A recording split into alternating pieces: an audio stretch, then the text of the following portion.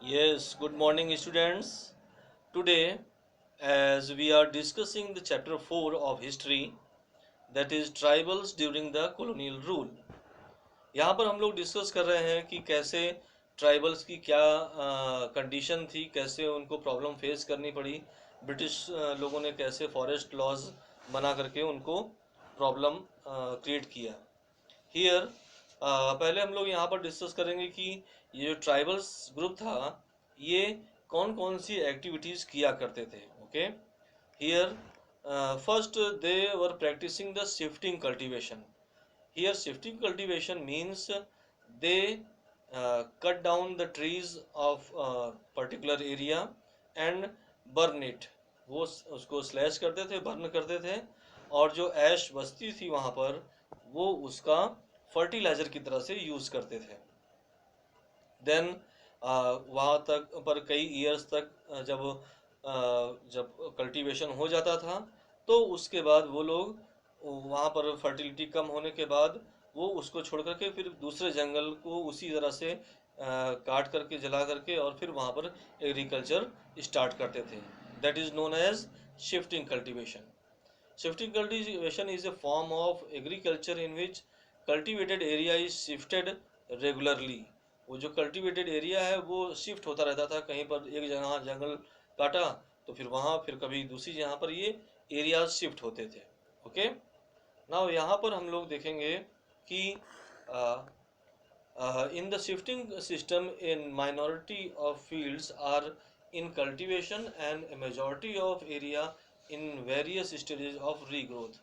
ज़्यादातर एरियाज फिर से रीग्रोथ कर रहे थे क्योंकि धीरे धीरे जो फर्टिलिटी उन एरियाज की कम हो गई थी वो आगे बढ़ रही थी। Over the time fields are cultivated for relatively short time and allowed to recover और are followed for regularly long time. वो यहाँ पर लंबे समय के लिए उसको फैलो लैंड की तरह से छोड़ दिया जाता था क्योंकि उसकी फर्टिलिटी जो खत्म हो चुकी थी वो रिकवर हो रही थी। समझ में आ रहा है आप लोग को? Now then as estimated population of 250 million people derived subsistence from the practice of shifting cultivation.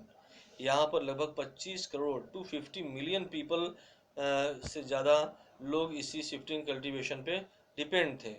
Of this cultivation many used A practice of slash and burn. वहाँ पे स्लैश एंड बर्न भी होता था। फॉर योर काइंड इंफॉर्मेशन, इसी को shifting cultivation को कई नाम से हम लोग बताते हैं। वहाँ की जहाँ पर ये शिफ्टिंग कल्टीवेशन होता है उसकी लोकल लैंग्वेज में इसको झूम एग्रीकल्चर बोलते हैं और स्लैश एंड बर्न एग्रीकल्चर भी इसको बोला जाता है। The cultivators cut the tree top to sun allow sunlight to reach the ground. वो वहाँ पर खेती करने के लिए ट्री टॉप को पहले काट देते थे ताकि ग्राउंड तक रोशनी आ सके और फिर वहाँ पर वो एग्रीकल्चर किया करते थे। Now shifting cultivators are still found in the hilly and forested tracts of north east and central India. अभी भी ये नॉर्थ ईस्ट वगैरह में पाए जाते हैं, बट ये बहुत ही माइनर स्केल पे हो चुका है। अब ये गवर्नमेंट के द्वारा इस पर बैन भी लगा दिया गया है। अब ये स्लैश एंड बर्न या शिफ्टिंग कल्टीवेशन अलाउड नहीं है। नाउ आगे हम लोग पढ़ते हैं hunting and gathering. The second occupation was hunting and gathering. Many tribal groups depend on the hunting and gathering forest produce. वो लोग या तो हंटिंग किया करते थे या फॉरेस्ट वुड का गैदरिंग वगैरह किया करते थे। Khonds of Orissa as an aboriginal tribe they became notorious for cruel practices.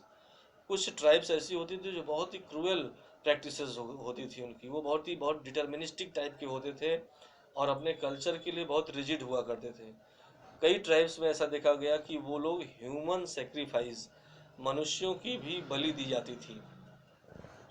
The Khond believed in collective hunting and dividing the meat among themselves. वो लोग एक साथ बड़े अमाउंट में हंटिंग किया करते थे और फिर उस मीट को पूरे कम्युनिटी में या क्लैन में डिवाइड किया करते थे। They knew which herb and shrub could be use for medicinal purposes. वो ये भी जानते थे कि कौन सी हर्ब जो है, कौन सा प्लांट मेडिसिनल पर्पज़ के लिए यूज़ किया जा सकता है। ओके, बहुत सारे ये वीवर्स और लेदर वर्कर्स वहाँ पर कुसुम और पलाश फ्लावर्स को लेने जाते थे ताकि वो उसके कलर से वो डिज़ाइन वगैरह वहाँ पर बना सकें। Then here one question raised is how the Khond or tribes got the food grains, कैसे उनको grains मिला, अनाज cereals वगैरह कैसे मिला, क्योंकि वो तो ये ग्रो नहीं कर पाते थे। They either exchange goods or bought good from their meager earning. ज़्यादातर क्या होता था उस समय बार्टर सिस्टम होता था, एक्सचेंज किया जाता था, वहाँ पर कैश तो था नहीं उनके पास। So they exchange with the forest goods to the rice and wheat, वो ऐसे ही एक्सचेंज करते थे। Some worked in the field of farmers, लेकिन बाहर कुछ जो वर्क किया करते थे ट्राइबल्स के लोग, वो वहाँ पर जा कर के उनसे थोड़ी बहुत जो अर्निंग होती थी उससे भी ये व्हीट राइस वगैरह खरीदते थे। कुछ ट्राइब्स ऐसी भी थी जिन्होंने कभी भी लेबरर की तरह से वर्क नहीं किया, and those proud tribes are, जैसे एग्जांपल में बता सकते हैं बैगा। बैगा एक ट्राइब थी सेंट्रल इंडिया में जो कहीं पर भी एक लेबरर की तरह से उन्होंने वर्क नहीं किया। The tribes now increasingly became dependent on the traders and moneylenders for their needs. अब चूंकि ट्रेडर्स वगैरह वहाँ पर ज़्यादा एंट्री करने लगे फॉरेस्टेड एरियाज़ में, सो अब ये उन्हीं के ऊपर डिपेंड हो गए, ठीक है, जो वहाँ के ट्रेडर्स ये थे ट्राइबल लोग। सो अब उन्हें बाहर वर्कर्स की तरह से काम करना पड़ता था, and traders charge A high price for their goods. Traders वगैरह बहुत महंगा चार्ज करते थे उनसे, ट्राइबल लोगों से। नाउ यहाँ पर आप एक ये मैप देख रहे हो, आप लोग इसको एक आउटलाइन मैप बना करके ऐसे ही इस ट्राइब्स को वहाँ पे ड्रा कर सकते हो, ठीक है। Now moving ahead, and the next occupation is herding of animals. Some herded animals, कुछ ट्राइब्स ने जानवरों को पालना भी स्टार्ट किया। Many tribal groups were pastoralist, that is they moved with their herds of cattle और शीप। उन्होंने जानवरों को पाला, ठीक है, कुछ ये होते थे कैटल, कुछ शीप वगैरह भी पालते थे। They also tamed and Rudyard animals, उनको रियर पाला और काफ़ी ज़्यादा अमाउंट में वो एक जगह से लेकर के मूव करते थे एक जगह से दूसरी जगह। The example of the herders are Van Gujjars of Punjab, Labadis of Andhra Pradesh. ये जो लबादीज और ये गुज्जर थे पंजाब हिल्स में, ये लोग एक हर्डर की तरह से ही थे, पास्टोरलिस्ट थे, चरवाहे हुआ करते थे, और ये जानवरों के साथ एक प्लेस से दूसरी प्लेस तक मूव किया करते थे। The Gaddis of Kullu were shepherds and Bakarwals of Kashmir reared goats. ये जो बकरवाल वगैरह थे, इन्होंने भी कश्मीर में ये सब भी बकरी वगैरह पालते थे। Now you can see the pictures of these herders. Now we move to the next point, that is the taking to the settled cultivation. Now as you know the traders या सिविलाइजेशन बहुत तेज़ी से develop हो रहा था, ठीक है। कुछ ब्रिटिशर्स का भी इन्फ्लुएंस था कि उन्होंने मूवमेंट पर, ट्राइब्स के मूवमेंट पर काफ़ी बैन लग गए थे। तो इसके थ्रू अब जो ये ट्राइबल ग्रुप्स थे, इन लोगों ने एक वेंडरिंग करना छोड़ने लगे और धीरे धीरे एक सेटल्ड ऑक्यूपेशन पर इन्होंने फोकस किया। Before the 19th century many tribal group had been begin settling down.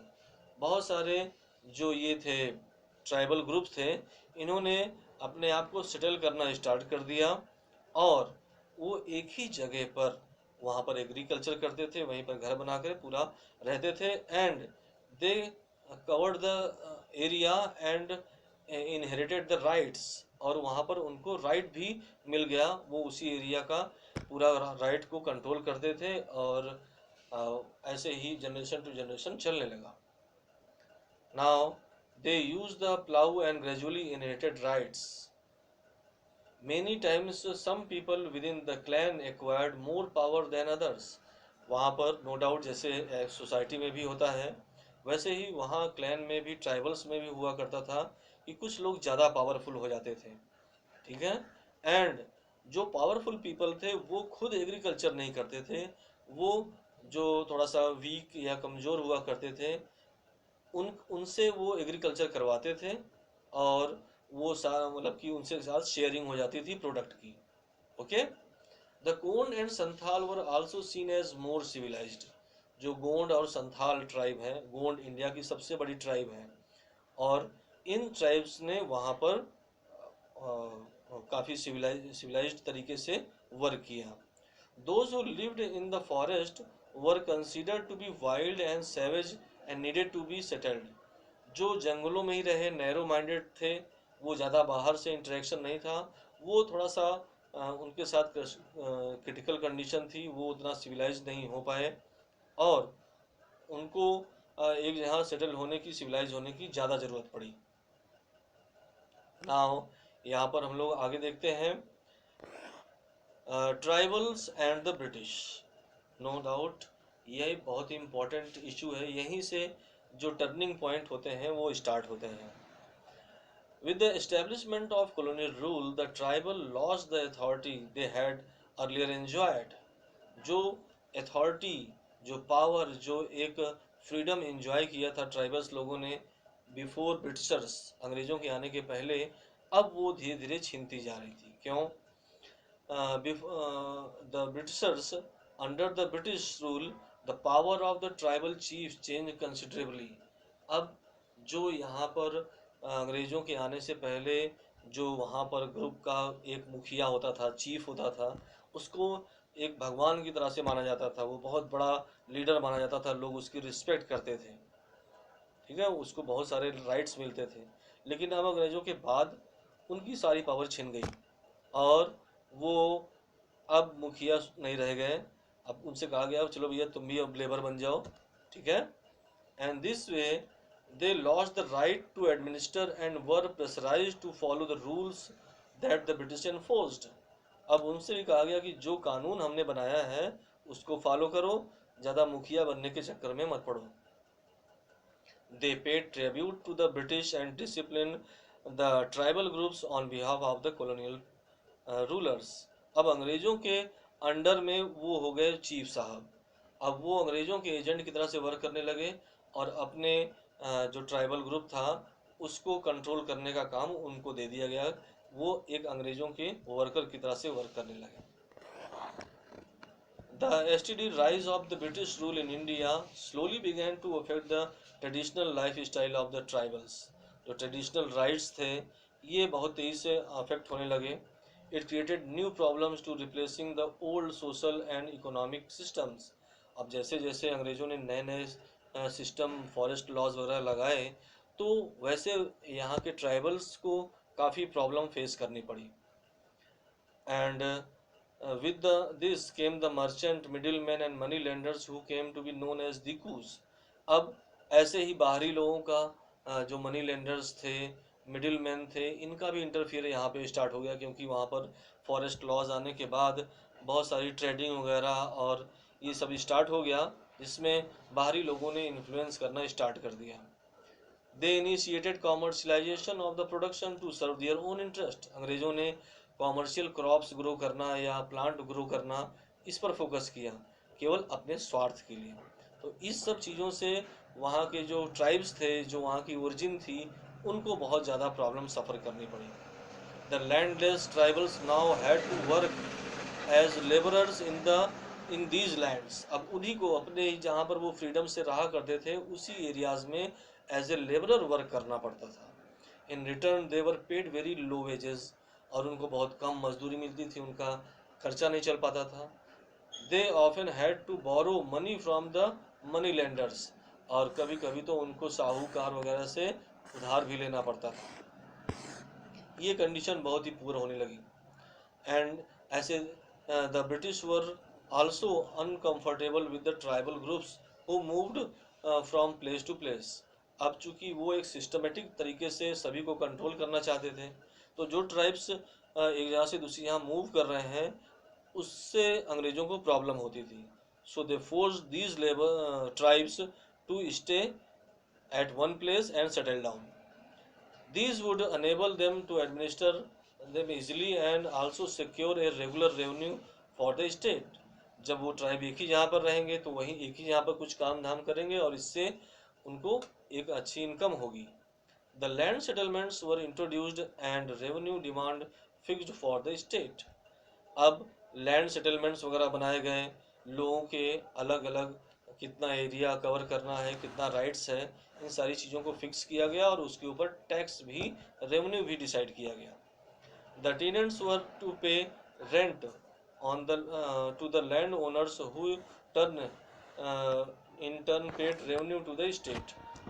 पहले जो ट्राइब लोग थे, जो लेबरर की तरह वर्क करते थे, वो वहाँ पे फसलें उगाने के लिए जो पावरफुल ट्राइबल्स होते थे, फार्मर्स होते थे, उनको कुछ रेंट पे करते थे. और फिर ये जो बड़े किसान थे या बड़े ट्राइबल ग्रुप थे, ये लोग गवर्नमेंट को टैक्स पे करते थे. तो इस तरह से ये एक कई स्टेप में मूव होता था यहाँ की इकोनॉमी. यहाँ पर हम लोग देख रहे हैं कि now the effort to settle jhum cultivators was not very easy. जो झूम कल्टिवेटर्स थे उनके लिए भी बहुत प्रॉब्लम आने लगी. वो तो एक जहाँ से दूसरी यहाँ शिफ्टिंग कल्टीवेशन किया ही करते थे. When the Jhum cultivation took to plow cultivation was not easy. जब एक ही जगह पर उनको किया गया तो उनके लिए बहुत आसान नहीं था. The reason being that plow cultivation is not easy in areas where water is scarce. जहाँ पे पानी की बहुत कमी थी, प्लेटो एरियाज थे, वहाँ पर तो झूम कल्टीवेटर्स एक जगह पे रुक ही नहीं सकते थे. So they therefore insisted on continuing with their traditional practice. इसलिए वो उन्होंने उसका विरोध किया अंग्रेज़ों का और कहा कि नहीं भाई, हमको बस वही खेती करनी है ट्रेडिशनल वाली. When the British refuse there were wide spread protest. बहुत बड़े लेवल पे विरोध होना शुरू हो गया. Then finally the British had to ultimately allow them the right to carry out shifting cultivation in some parts of the forest. So थोड़ा सा अंग्रेज़ों ने रिलैक्स किया क्योंकि बहुत ज़्यादा इसका अपोज हो रहा था. तो शिफ्टिंग कल्टीवेटर्स के लिए कुछ लिमिटेड एरिया में शिफ्टिंग कल्टीवेशन पर उनको छूट दी गई. Now student, that part we discuss here, you have to revise it and rest part will discuss in the next videos. Okay, now till then, if you have any problem you can ask me in the live classes. Thank you, have a nice day.